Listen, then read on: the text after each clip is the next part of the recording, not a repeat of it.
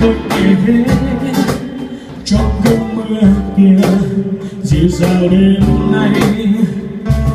Dù mưa lời ru ngày ấy kéo giấc mơ nào vòng tay hàng ngày, ngân nga từng câu chuyện cũ đến những giấc mơ mình còn dang dở.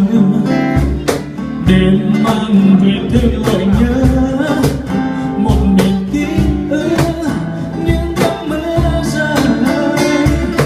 Em có nhớ những giấc mơ bên đêm mưa em vẫn đứng chờ.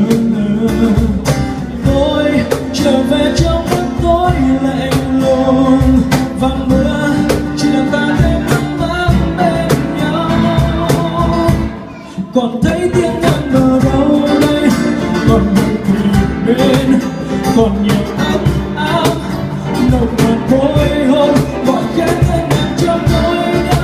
Em trên cánh rơi ngoài phố mưa rơi hai lòng tôi biết em bây giờ xa xôi và còn chờ mong hoặc giờ đã xóa hết những yêu thương để mỗi tôi ngồi trong vắng tôi nước mắt rơi rã lại. Ôi em